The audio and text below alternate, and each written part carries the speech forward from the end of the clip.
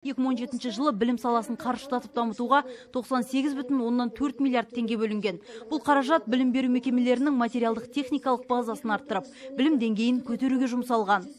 Облыста 24.695 мұғалімнің соңғы 2 жылда 10.321, яғни 41,8% арнайы курстардан өтіп, біліктіліктерін арттырды. Бұл жұмыс жалғастырылатында болады. Ағымдағы жылы биылға 5.000-ға жуық мұғалім оқытылады деп көзделуде.